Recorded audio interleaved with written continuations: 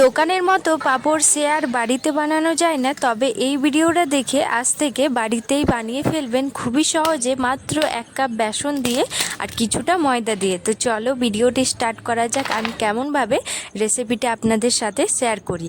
তার জন্য নিয়েছি আমি এখানে বেসন, নিয়েছি 1 বাটি বেসন। আপনাদের অনুযায়ী মতো আপনারা বেসন ইউজ করতে পারেন। ওই বাটির হাফ বাটি দিচ্ছি ময়দা, তবে ময়দাটা অপশনাল, ইউজ করতেও পারো নাও করতে পারো, সেটা তো কোনো অসুবিধা হবে না। শুধুমাত্র বেসন দিয়েও কিন্তু এটা বানিয়ে নিতে পারো। এবার ওটার মধ্যে হালকা পরিমাণ লবণ দেব, আর এটার মধ্যে একটু কালার আসার জন্য আমি হলুদটা ব্যবহার করছি, আপনারা নাও দিতে পারেন।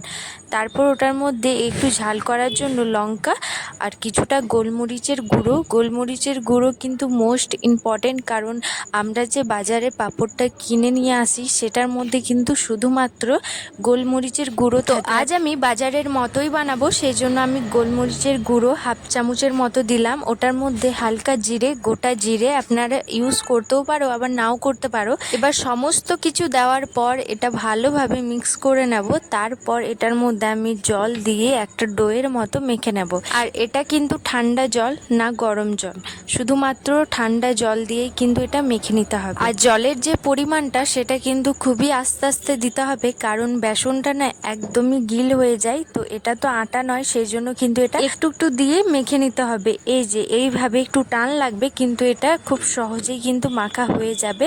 এই যে একদম তৈরি আমাদের মাখাটা। আর এটার মধ্যে হালকা তেল লাগিয়ে নিলেও চলবে, তাছাড়া এটা হাতে চিটবে না। তো এইভাবে আমি মেখে নিয়েছি, কি সুন্দরভাবে একটা ডো করে নিয়েছি। এবার এইভাবে লম্বা করে নেব, আর চাকুর সাহায্যে আমি একটা একটা করে লেচি কেটে নেব। তবে সাইজটা একটু বড়ও করে নিতে পারো বা মিডিয়ামও করে নিতে পারো, তো এই অনুযায়ী মতো ঠিকঠাক রাখতে হবে।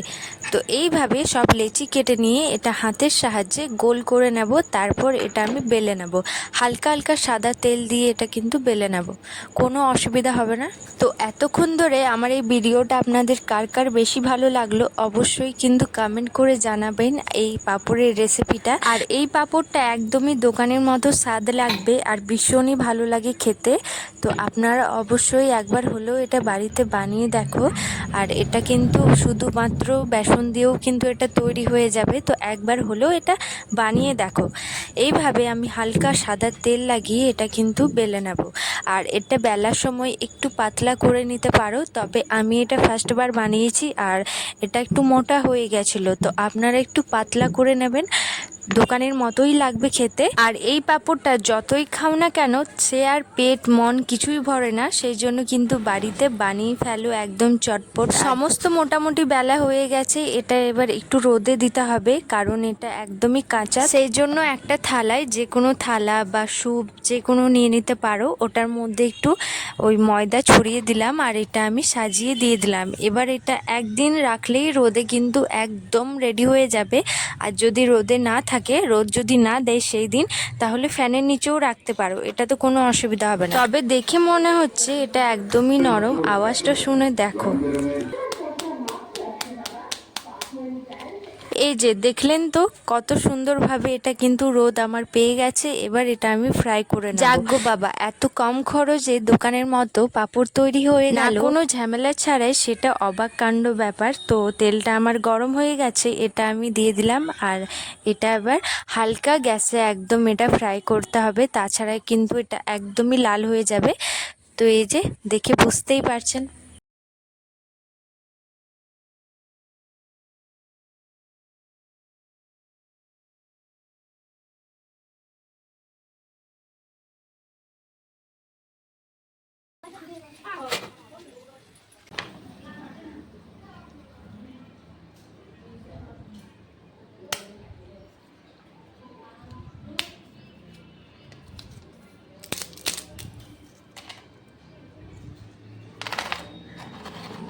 শব্দটা শুনে তো বুঝতেই পারছেন এটা কতটা ক্রিস্পি হয়েছে।